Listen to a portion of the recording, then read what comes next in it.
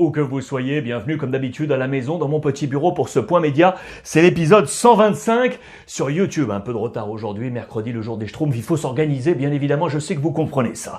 À la une, c'est la victoire de l'équipe de France avec le visage d'Olivier Giroud. Cette victoire 3-0 face à la Bulgarie. On est à 2 jours du démarrage de l'Euro. Les Bleus sont lancés, les amis. Le temps pour moi de vous rappeler l'information également. Il vous reste donc 2 jours pour valider votre grille NetBet à 1 million d'euros cash, les amis. Vous trouvez tous les résultats de la première phase, vous passez le premier cut, ensuite deuxième phase, puis jusqu'au bout. Si vous trouvez tous les résultats avec NetBet, tous les bons résultats, 1 million d'euros cash. Vous n'avez plus que 2 jours pour la valider. Derrière, ce sera fini pour vous avec les copains de NetBet. Les unes sont là avec l'ensemble de la presse internationale, avec ces deux visages. On a eu peur. On a eu peur pour Karim Benzema qui est sorti dans cette première période, touché au genou. Et en contrepartie, c'est Olivier Giroud qui est entré en jeu et auteur d'un doublé. Vous voyez la une de l'équipe. Giroud plein gaz. Il est le symbole de cette équipe de France qui arrive plein feu sur cet euro avec cette position de favori. Didier Deschamps va dresser son 11. La principale nouveauté, vous le savez, c'était N'Golo Kanté qui a remplacé numériquement Adrien Rabiot et le maintien ainsi de ce milieu en losange. Varane, Kimpembe, Pavard, Lucas Hernandez remplacé ensuite par Digne, Kanté remplacé par Lemar, Griezmann sur la pointe haute du losange remplacé par Dembélé, Sissoko qui est entré en jeu à la place de Tolisso, Mbappé et Benzema pour les entrées en jeu donc de Giroud et de Ben Yedder, ce triptyque qui fonctionne une nouvelle fois à merveille. Regardez les chiffres forts sont là, 70% de possession pour l'équipe de France, 26 tirs contre un seul côté bulgare, 11 tirs cadrés pour les Bleus, 11 tirs cadrés pour les Bleus, aucun pour l'équipe bulgare. Ça, c'est ultra intéressant. Tous les voyants sont au vert pour les Bleus. Un nuage sur les Bleus avec ses notes très très fortes ici relayées. L'un des hommes forts également aux côtés d'Olivier Giroud, c'est lui. Paul Pogba qui a été monstrueux au milieu de terrain. Le joueur de Manchester United, lui aussi, arrive en pleine bourre au cœur de cet euro. Regardez les notes d'ailleurs des Français sont là avec ce côté moins donc pour Karim Benzema et les côtés plus, notamment une nouvelle fois avec N'Golo Kanté. Bien évidemment, les notes sont ici en bas. Je vous les ai montrées. Donc Paul Pogba qui hérite d'un 8 sur 10, ça c'est intéressant pour lui. Mbappé 6, Griezmann 7, très bon match de l'ami Antoine Griezmann, Tolisso 5, Kanté 6, Digne 6, Lucas 5, Kimpembe 6, Varane 6, Pavard 6 et l'ami Lloris 5 de son côté. Didier Deschamps écope d'un 7 sur 10 pour l'équipe de France. C'est une belle préparation de classe, vous le voyez avec une animation polymorphe au milieu, ce losange qui peut se transformer, ça fonctionne très très bien. Ça pourrait être le plan de bataille de départ de l'équipe de France d'ailleurs. Regardez la position moyenne de nos Bleus, avec notamment ces hommes là au milieu de terrain, Tolisso, Kanté, Pogba. Très intéressante cette animation avec le bloc défensif qui est ici. Ici c'est la zone d'activité de l'ami Kanté. L'homme aux 18 poumons, il est absolument partout, le sens du jeu vers le haut, avec les statistiques offertes en data par les copains d'Opta. Les Bleus réussissent leur préparation, les Bleus sont prêts, on est à 2 jours du démarrage de l'Euro, les Bleus sont favoris à n'en pas douter. On va parler maintenant des autres candidats à cet euro avec les autres informations.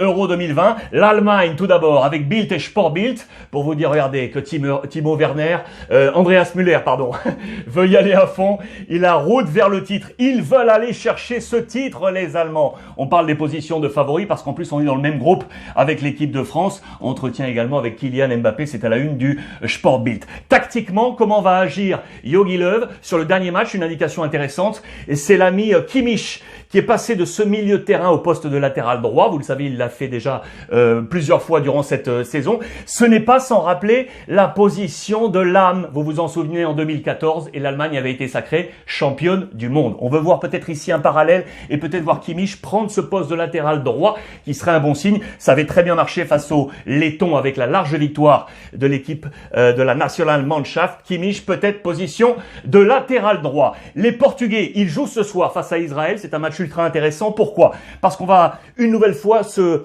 jauger la capacité offensive de cette équipe portugaise. L'Armada a besoin d'un déclic. Ça, c'est dans la presse belge, parce qu'on nous dit très clairement que cette équipe belge, qui dispose pourtant de très gros talents, n'a pas encore peut-être montré tous ces voyants au vert, là, tous ces feux, avec Cristiano Ronaldo, avec Bruno Fernandes, avec Diogo Jota, avec Bernardo Silva. Ces 4 hommes sont attendus au tournant. C'est un test ao gol, vous le voyez, un test pour le but à la une de Abola. Les Belges, l'un des favoris pour moi, ça vous le savez, avec plusieurs choses. La première, c'est intéressant en marge. Regardez, lorsqu'on se déplace en groupe avec les Belges, le staff, rien que le staff, XXL, 44 membres, les amis, dans le staff de Roberto Martinez, avec des gens de santé, de performance, d'alimentation, de communication, les entraîneurs, bien entendu, le premier staff, le matériel et du divers, avec par exemple l'homme qui s'occupe des voyages, le responsable de la sécurité, le dernier en date, vous le connaissiez, c'est lui, Thierry Henry, ça y est, arrivé ce mardi pour rejoindre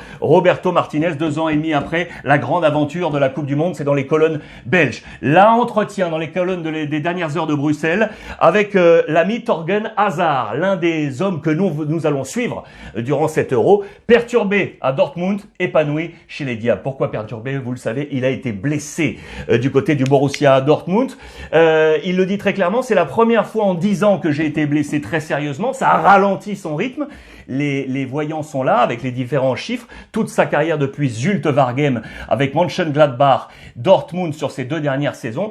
C'est la première fois que Thorgan Hazard ne passe pas la barre des 30 matchs, en raison bien entendu principalement de sa blessure. Et c'est la première fois qu'il marque aussi peu depuis sa première année à Zulte Waregem. Il va effacer tout ça parce qu'il le dit très clairement, j'arrive en pleine forme. On pense très vraisemblablement qu'il devrait exploser dans cet Euro. Affaire à suivre pour la formation belge. Là, il y a un problème. Là, il y a un problème du côté de l'équipe d'Espagne et dans d'autres sélections. Bien évidemment, on va parler Covid. Vous le savez, c'était un tremblement de terre avec le capitaine Busquets qui a été touché positif. Isolement total du côté des Espagnols. Dernièrement, durant les dernières heures, un deuxième cas. Lui, le défenseur Diego Llorente, également touché, mis à l'écart. Je vous rappelle que tous les joueurs s'entraînent individuellement et vous allez le voir. Je vous rappelle également que le dernier match de préparation de l'équipe d'Espagne a été joué par les espoirs, les U21. Les Suédois viennent également d'être touchés, les amis, et non des moindres. Regardez, avec 2 joueurs, Svanberg qui est ici, mais surtout Kulusevski, le joueur de la Juventus de Turin. Gros coup, attention pour la Suède. 2 joueurs également touchés positifs par la Covid. Je vous l'ai dit, les Espagnols ont donc joué hier avec les U21 qui venaient de disputer l'Euro Espoir. Ils ont été rappelés à la rescousse au dernier moment pour jouer ce match. Victoire 4-0. Et ce qui est intéressant peut-être pour Luis Enrique et pour l'avenir, regardez, il y a des joueurs qui ont été très très bons, notamment Zubimendi, le joueur de la Real Sociedad qui joue au poste de Busquets. Justement, il a été excellent, c'est lui qui a pris les commandes de cette équipe espagnole à suivre, notamment pour Luis Enrique. Les infos en vrac, côté Euro, avec notamment ici, le Danemark, la maturité de Eriksen. On nous le dit, il a peut-être un peu moins joué à l'Inter cette année, même si sur la deuxième partie de saison, il a trouvé, avec Conte, l'ancien coach de l'Inter, le bon équilibre pour s'impliquer. On l'attend dans ce groupe B, Danemark, Belgique, Finlande et Russie. Dans le groupe A, maintenant, avec l'Italie, la Suisse, la Turquie et le Pays de Galles, on attend Gareth Bale, on l'attend au tournant, l'ami gallois, qui n'a plus marqué avec la sélection depuis octobre 2019. On attend ce but pour lui, le golfeur, qui pourrait mettre un terme, vous le savez, à sa carrière de retour au Real Madrid. Information encore ici, ça fait plaisir. 37 ans, l'ami Pandev. 37 ans, l'homme fort, le capitaine de la Macédoine. Il va disputer enfin une phase finale avec sa sélection. Il en rêvait. Voilà qui est fait. Lui, il a démarré en 2001. En 2001, les amis, il y a 20 ans. Le 6 juin 2001, 37 ans, avec la Macédoine dans ce groupe C, avec l'Ukraine, les Pays-Bas et l'Autriche. Et enfin, dans le groupe D, petite information anglaise, on va ouvrir cette page anglaise dans le groupe D avec la Croatie, la République tchèque, l'Écosse et l'Angleterre. Attention, l'ami Rashford, capitaine lors de la dernière victoire de l'Angleterre. Très bon, certes, mais physiquement, c'est pas forcément au top. Donc, il va jouer l'Euro et ensuite, il va passer par le chirurgien, vous le voyez, quirófano, dans la presse espagnole, pour aller mieux et pour lancer sa prochaine saison. Mais il sera là pour l'Euro, à n'en pas douter. Il va serrer les dents. Les informations anglaises encore avec des choses très jolies, comme d'habitude, avec le capitaine Jordan Henderson, l'homme de Liverpool, qui le dit haut et fort, stop au racisme. S'il faut que l'on continue à mettre le genou à terre, nous allons le faire. Ça, c'est le message de Jordan Henderson, qui le clame haut et fort. L'équipe anglaise ne compte pas arrêter ce protocole de lutte contre le racisme. Et ça, je vous le dis avec un petit sourire, parce que j'ai adoré ça. Regardez, l'ami Foden de Manchester City. Regardez ses cheveux là, il s'est teint en blond. Les plus vieux vont peut-être se souvenir de cet homme qui est ici en médaillon. Je vous l'ai grossi ici. Regardez, c'est également à la une du Daily Mirror. Il est en mode Gaza Cut. Paul Gascoigne, ancienne gloire de la sélection anglaise pour les plus jeunes. Regardez cette coupe. Il était blond justement à l'Euro 1996. Euro 1996. Est-ce là une dédicace? Du coup, il l'a vu, Paul Gascoigne. Aujourd'hui, il a ressorti son vieux maillot. Et qu'est-ce qu'il a fait? Il s'est teint en blond pour rendre hommage lui-même à l'ami Foden. J'adore ces petites histoires qui, comme d'habitude, font la grande histoire du football. Et ça, c'est beau de la part de Gaza, Paul Gascoigne. Les informations italiennes. Continuez à nous faire rêver. On veut voir cette Italie faire rêver le peuple italien. L'objectif, c'est la demi-finale, voire le titre. Je vous le rappelle, ils sont prêts. Les hommes de Mancini, voici la mascotte de la sélection italienne. On attend toujours les bonnes nouvelles de Marco Verratti, le joueur du Paris Saint-Germain, qui ne pourra pas débuter vraisemblablement cet Euro du côté de la formation de Mancini. En attendant, on a de la force offensive. On parlait de celle du Portugal. Voici celle de l'Italie. Comparaison dans les colonnes de la Gazzetta dello Sport avec les grandes nations européennes et les grands cadors, avec notamment Lewandowski, bien entendu, soulier d'or cette année avec Kylian Mbappé, bien évidemment, Lukaku, Harry Kane, Müller, Gérard Moreno du côté de l'Espagne et Cristiano Ronaldo, le Portugais qui joue en Serie A et qui du coup, dans ses petits barèmes, est à la lutte. Ce sont les barèmes des chiffres forts des attaquants en Serie A pour vous montrer que si Cristiano Ronaldo trust quasiment le haut du classement sur toutes les valeurs, il faut noter que Berardi, Immobile, Insigne sont toujours, je dis bien toujours, dans le top 5 des meilleurs attaquants de la Serie A. Ils seront les hommes de l'offensif de l'Italie. Attention à ces trois lascars, les amis, du côté de l'Euro 2020. Voilà pour toutes les informations nations. On va passer maintenant au club. On va parler mercato. On va parler mercato, les amis. L'ultimatum est lancé pour Dembélé. Voilà le signal du Barça, c'est à la une de la presse catalane avec le quotidien Sport. Ultimatum à Dembélé et en marge, il y a une alternative Sterling qui se préparerait du côté du FC Barcelone. Je vous en avais montré écho du côté de la presse anglaise il y a un petit moment où vraisemblablement Guardiola serait prêt à le mettre sur la rampe de sortie. Eh bien le Barça pourrait être intéressé par l'ami Sterling. Dans les pages intérieures de Sport, maximum de tension parce que Dembélé, vous l'avez vu dans la presse française, n'est pas pressé pour prolonger. Ultimatum maintenant du Barça, c'est clair et net, pour tenter de prolonger son contrat de 3 années de plus. Soit il prolonge maintenant, maximum donc au mois de juin, sinon ça sera la rampe de sortie également pour lui. On ne veut pas attendre le mois d'août du côté du FC Barcelone. Là, il y a un bras de fer qui est entamé entre le Barça et l'ami Dembélé. Du coup, l'opération sortie, elle, vous le savez, a d'ores et déjà commencé. Voici les profils annoncés, avec notamment Martin Braithwaite, l'attaquant. Il y a du Junior Firpo, il y a du Mire Pjanic qui devrait retourner du côté de la Juve avec Max Allegri. Et il y a également Carles Aleñá. L'opération Salida, sortie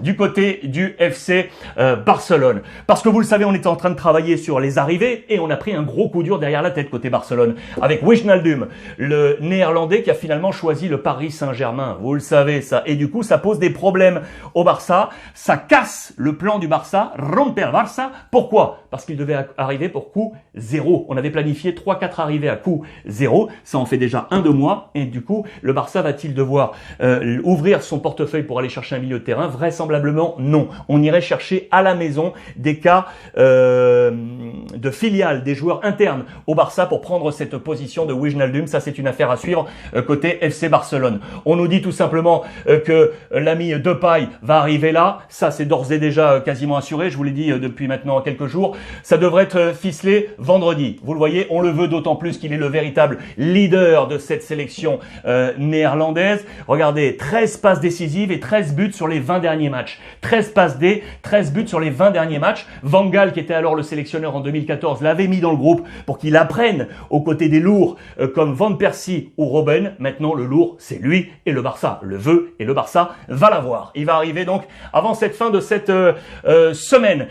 En parlant de problèmes économiques du côté du FC Barcelone, deux petites choses à vous montrer. Regardez le capitaine Piqué qui a fait un pas en avant avec le président Laporta. Ils ont trouvé accord pour transformer une partie du salaire en bonus, transformer une partie du salaire en bonus et abaisser ainsi la masse salariale, accord trouvé avec Gérard Piqué. Et toujours au secteur économique avec le Barça, regardez, on pourrait changer peut-être d'équipementier. Côté FC Barcelone, vous le savez, avec la marque à la virgule, depuis 1998-1999, on avait succédé à une marque que vous connaissez peut-être, Kappa. Nike est donc arrivé et c'est Puma qui serait peut-être en discussion avec le Barça pour prendre maintenant ce contrat. Le contrat Nike court jusqu'en 2026 à hauteur de 155 millions d'euros par saison. Ça, c'est du merchandising à suivre côté FC Barcelone. Information Atlético Madrid pour vous dire que lui, il est affamé, il n'est pas rassasié, insatiable. C'est l'ami El Cholo Simeone, champion du côté de l'Espagne. Vous le savez, son contrat a été prolongé de 2022 à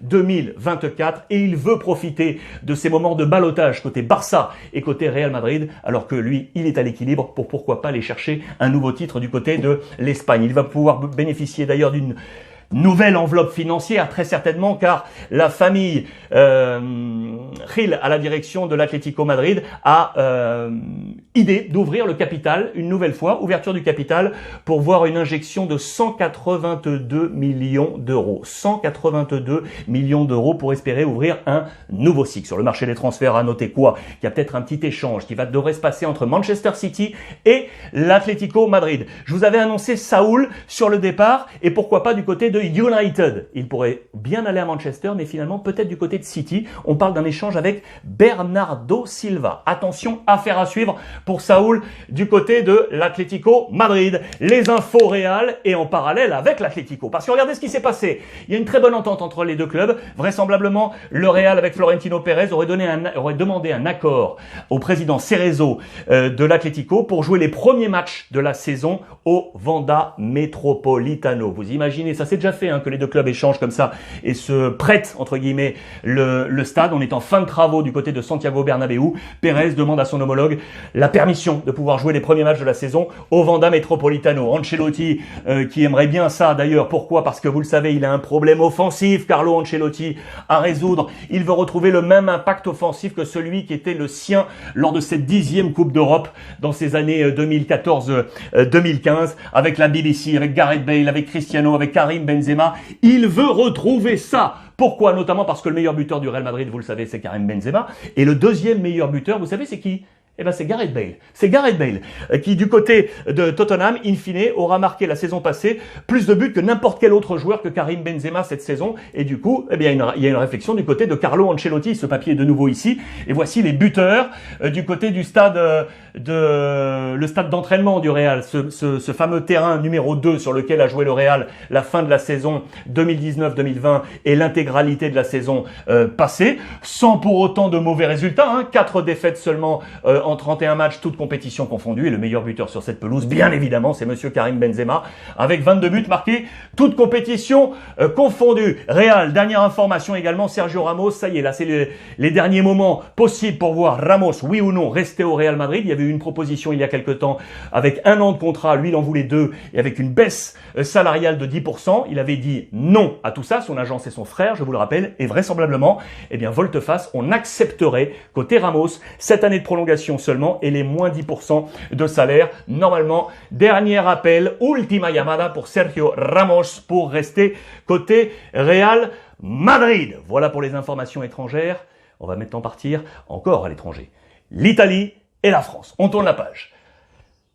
Les informations Paris Saint-Germain, le mercato se lance aujourd'hui, vous le savez, et c'est parti pour le PSG. Ça, c'est dans les colonnes de l'équipe aujourd'hui. Le marché français est bien lancé, plusieurs choses. On parle de Damien Da Silva du côté de l'Olympique Lyonnais. Ça, vous savez, ça avait été très très bien joué en provenance du Stade Rennais. Paris est là avec 2 noms forts. Wijnaldum, on en a parlé tout à l'heure dans la partie FC Barcelone. Piqué, comme ça, au Barça, c'est 10 millions d'euros l'année. Arrivé pour un coût zéro, très bonne opération pour l'un des milieux les plus complets de la scène européenne aujourd'hui. Et Donnarumma qui donc devrait arriver comme je vous l'ai annoncé hier dans les prochaines heures côté Paris Saint-Germain. D'accord, mais pour faire quoi? On se demande pourquoi arriver pour l'instant dans l'ombre de Keylor Navas, mais on parle d'un trentenaire, 34 ans côté Navas. Là on parle de 21 ans. Il y a un objectif qui, vous l'aurez compris, est de logique sur le long terme pour le Paris Saint-Germain, où là aussi c'est à coste zéro pour le PSG. Donc ce sont deux bonnes opérations pour Paris sur ce marché des transferts. Là aussi, transfert toujours, avec le papier ici de l'équipe, les gros à petit trot. Pourquoi? Parce qu'on nous dit qu'à côté d'un PSG qui est déjà entreprenant, on vient de le voir, les cinq autres clubs engagés sur la scène européenne sont encore un peu dans le lent. Il faudrait passer la vitesse supérieure parce qu'il faut d'abord dégraisser, vous le savez, avec notamment l'Olympique de Marseille. On attend Gerson. Côté AS Monaco, Fofana devrait finalement rester. On l'avait annoncé sortant. Quid de Dembélé? Interrogation prêtée à l'Atlético Madrid qui ne devrait pas faire parler l'option parce que c'est trop cher pour l'Atlético. Et quid de Camavinga côté Rennais? Les 5 équipes européennes sont là avec en plus le LOSC bien évidemment. Et là je vous porte ici sur l'information exclusive qui est sortie hier sur le 10 Sport. On nous dit que pour l'instant ça bloque entre Galtier et Nice. Pourquoi? Parce que Lille voudrait une indemnité de départ à hauteur de 8 à 10 millions d'euros. 8 à 10 millions d'euros. Voilà ce que nous révèle le 10 hier en exclusivité sur l'ensemble de ces plateformes digitales. Voilà du côté français. Je vous emmène maintenant regarder ça et ça va vous intéresser. En Italie, je le sais. Regardez la préparation avec notamment deux noms forts. Sarri et l'ami Gigio Donnarumma. Je viens de vous en parler. Ça, c'est finalmente. Ça va se faire. Sarri côté Lazio et Donnarumma donc au Paris Saint-Germain. Mais je vous emmène là, avec José Mourinho qui est en pleine préparation. Petit footing. Il se prépare pour armer son club de l'AS Roma avec notamment sa volonté. C'est Xhaka, le joueur d'Arsenal. Et pour le faire venir, 30 millions avec 3 joueurs en prêt qu'on va essayer de faire sortir. L'ami Olsen, le gardien suédois qui était prêté du côté de Everton. Florenzi, prêté au Paris Saint-Germain, qui lui aussi pourrait être un cash assuré. Et enfin, Under, l'attaquant turc qui était prêté du côté de Leicester. Under, Florenzi, Olsen, à eux 3, peut-être 30 millions pour faire venir l'ami Xhaka du côté de l'AS Roma. La Juve part à l'assaut, un assaut double. Ça fait un petit moment qu'on en parle, ça. Locatelli pour le milieu de terrain de Max Allegri. Et ça, je vous l'avais annoncé en cas de départ de Cristiano Ronaldo, c'est Gabriel Jesus qu'on va aller chercher très certainement du côté de la Juventus de Turin. L'offre pour Locatelli est déjà en place. On parle de 25 millions d'euros pour le club de Sassuolo. Le marché de la Juve est actif. Marché toujours avec l'AC Milan ici. Je vous avais dit que Çalhanoğlu devait filer du côté du Qatar. Eh bien, niet les amis. Vraisemblablement, cette offre ne l'intéresse plus et du coup, il pourrait prolonger avec l'AC Milan. Le numéro 10, l'opération financière était intéressante pour Milan pour éventuellement garder Tonali. On est en train de manœuvrer autrement pour garder le jeune Tonali bien évidemment. Et ça, j'adore ces petites histoires également. Regardez qui est là. Ce petit bonhomme là, c'est un Galliani, le fils de Galliani, l'ancien grand bonhomme, grand patron de l'AC Milan, parti aujourd'hui du côté de Monza. Eh bien aujourd'hui, lui est là, Adrian Galliani. Il est joueur de ballon et il était en 2015 du côté de Milan. Il va jouer à l'Olympiakos. Avec l'équipe réserve de l'Olympiakos. Je vous emmène maintenant ici avec l'Inter, le marché de Inzaghi qui là aussi se prépare. On parle d'un poker avec 4 hommes qui devraient débarquer. Lui, je vous en ai déjà parlé, il l'avait sous ses ordres du côté de la Lazio. Il le veut pour un complément à Lukaku. C'est Caicedo, le trentenaire, rapport qualité-prix ultra intéressant. Lui, ici, vous le connaissez également, c'est Federico Di Marco, prêté du côté de l'Hellas Vérone. Il devrait revenir. Emerson, ici, repris par le Barça au Betis Séville. Pourquoi pas filer du côté de l'Inter. Et un autre Emerson, c'est Palmieri, le défenseur du côté de Chelsea, très intéressé par une sortie et éventuellement filer du côté de l'Inter. On va prendre du cash avec 2 hommes, João Mario qui va rester au Sporting et Vidal qui devrait trouver une issue et apporter du cash à l'Inter Milan. Je vous l'ai dit, c'est aujourd'hui, ça y est, enfin, ça y est. Le sommet final pour Sarri qui devrait signer du côté de la Lazio, c'est adoubé par le maître italien, l'ami Arrigo Sacchi qui valide l'arrivée de Sarri. 3 équipes déjà en Italie pour lui, l'Empoli, le Napoli et la Juve. Voici une quatrième équipe avec la Lazio qui depuis l'arrivée du président a déjà compté 8 entraîneurs différents. Les 2 derniers en date, c'est Inzaghi et Pioli qui étaient juste avant. Le sommet est attendu du côté du président Lotito avec Sarri pour signer tout ça aujourd'hui. Dernière information, toujours club, et c'est au Portugal. Je sais que vous adorez ça également. Toujours avec les problèmes économiques, Benfica va travailler sur les retours de prêts qu'on devrait conserver. Les renforts sont à la maison. saison. Ils sont là avec notamment un homme fort, c'est lui, l'attaquant Vinicius qui était prêté, vous le savez, en première ligue, qui devrait revenir et pourquoi pas rester côté Benfica. Côté FC Porto avec le président Pinto da Costa, on va compter sur quoi? Sur les champions d'Europe, les espoirs, les U21 qui se viennent de s'imposer face à l'Allemagne. Il va garder cette ossature pour être une ossature forte de l'équipe de Conceição, le coach qui vient de prolonger avec le FC Porto. Voilà les amis pour toutes ces informations mercato et autour de l'Euro. On va terminer avec cette belle image parce que je l'adore. C'était lors de ce dernier match et ce sourire entre Karim Benzema et Kylian Mbappé. Nos bleus sont prêts les amis. Merci une nouvelle fois de votre fidélité. On échange via le hashtag Ruiz Club. La petite chaîne YouTube en agitant la petite clochette, elle est gratuite. Je vous le rappelle. Passez une belle journée et comme d'habitude,